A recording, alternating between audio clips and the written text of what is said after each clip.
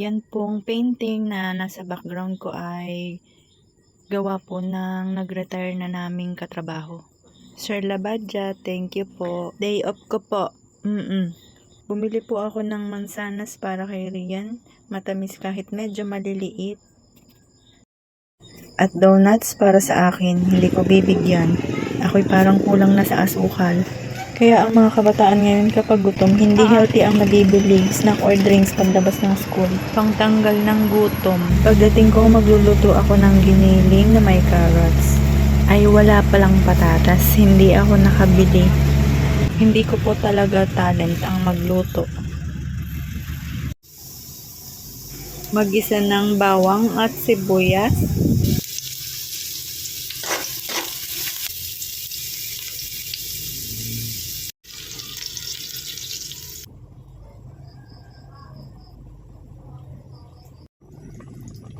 Ayan po, magluluto ako ng giniling na may carrots at bell pepper. Bawal na po kay Rian ang chicken nuggets and burger steak or processed foods. Bawal na po sa kanya. Dapat healthy lahat yung kakainin niya. Yan, nilagyan ko po ng kaunting tubig. Then, hayaan pong lumambot ang giniling. Lagi kasi ang inuulam niya ay fish at saka gulay. So, nag-request po siya na kung pwede daw po ay kaunting giniling ang iulam niya today.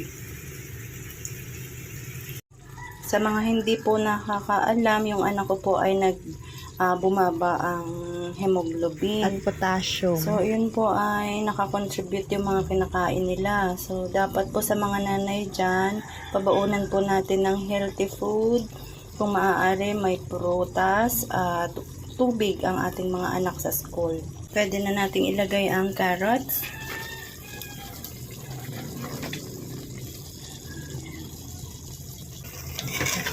Mix lang.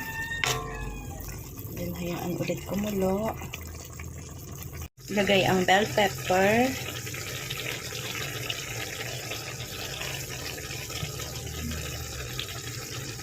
Lagyan ng konting toyo.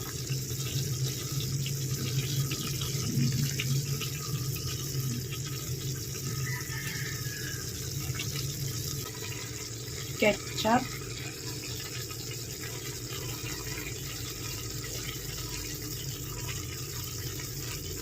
Haluin.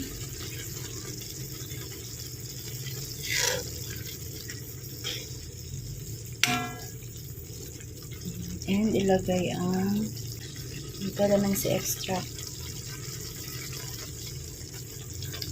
Inalis ko na po yung buto. Salt, pepper, sugar. And nilagyan ko po yan ng red chili para tamis ang hang. And hayaan lang po nating lumambot. And that's it. Food ni Rian para lumakas po siya. Pero konti lang po yung kakainin niya dyan sa giniling. Dapat more on vegetable, fish, vegetable. Ang gulay na may mais, na ginayat, na may dahon ng ampalaya at malunggay. Yan ang soup niya. Paghatid po ng mga anak sa school. Dati po kami nung nag-aaral ng high school, meron po kaming service. Jeep po ang service namin. Sobra po kasi ang traffic dito sa may Cavite State University kapag may pasok ang mga estudyante. At pasok po ulit sa trabaho.